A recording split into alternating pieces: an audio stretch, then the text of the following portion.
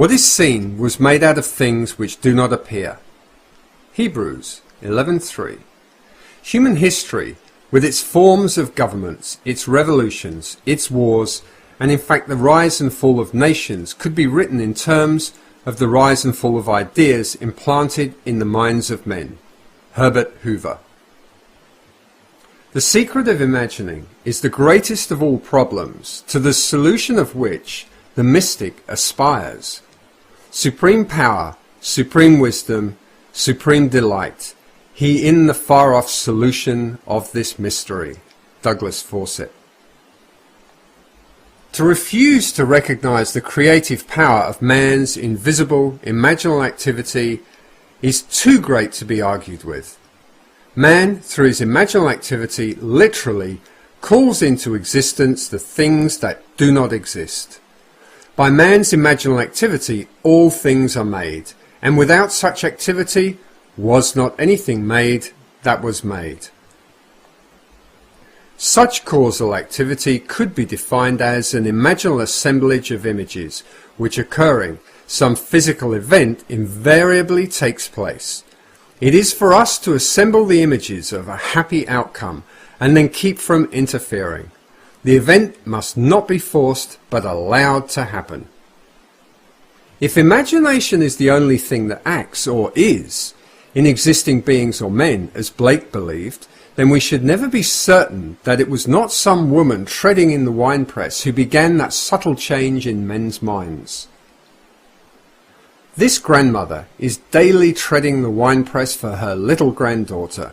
She writes, "This is one of those things that make my family and friends say, we just don't understand it. Kim is 2.5 years old now. I took care of her for a month after she was born and did not see her again until a year ago, and then only for 2 weeks. However, during this past year, every day I've taken her on my lap, in my imagination, and cuddled her and talked to her. In these imaginal acts, I go over all the wonderful things about Kim.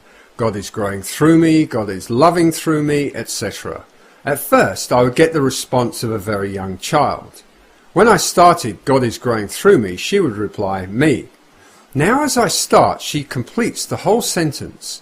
Another thing that has happened is, as the months have passed, as I take her in my imagination, on my lap, she has grown consistently larger and heavier. Kim hasn't even seen a picture of me in this past year. At the moment, I could only be a name to her. Now sometime each day her family tells me, she starts talking about me. To no one in particular, just talking. Sometimes it goes on for an hour, or she goes to the phone and pretends to call. In her monologue are such bits as, my Dee loves me, my Dee always comes to see me every day.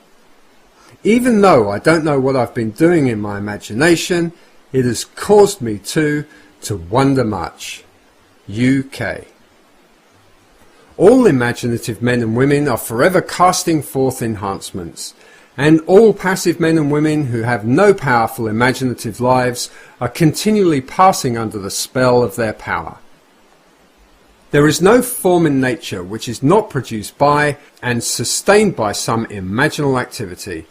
Therefore, any change in the imaginal activity must result in a corresponding change in form. To imagine a substitute image for unwanted or defective content is to create it. If we only persist in our ideal imaginal activity and do not let lesser satisfactions suffice, ours shall be the victory. When I read, in Seed Time and Harvest, the story of the school teacher who, through her imagination, in daily revision, transformed a delinquent pupil into a lovely girl, I decided to do something about a young boy in my husband's school. To tell all the problems involved would take pages, for my husband has never had such a difficult child nor such a trying parent situation. The lad was to be expelled, yet the teachers refused to have him in their classes. To make matters worse, the mother and the grandmother literally camped on the school grounds, making trouble for everyone. I wanted to help the boy, but I also wanted to help my husband. So nightly I constructed 2 scenes in my imagination.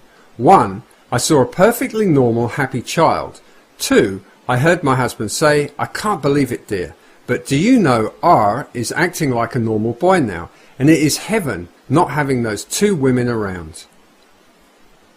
After 2 months of persisting in my imaginal play, night after night, my husband came home and said, it's like heaven around school. Not exactly the same words, but close enough for me. The grandmother had become involved in something that took her out of town, and the mother had to accompany her. At the same time, a new teacher had welcomed the challenge of R, and he was progressing wonderfully well into all I had imagined for him. GB. Unlike Portia, who said, I can easier teach 20 what were good to be done than be one of the 20 to follow mine own teaching. GB followed her own teaching. It is fatally easy to make the acceptance of the imaginal faith a substitute for living by it. He has sent me to bind up the broken-hearted, to proclaim liberty to the captives, and the opening of the prison to those who are bound. Isaiah 61:1.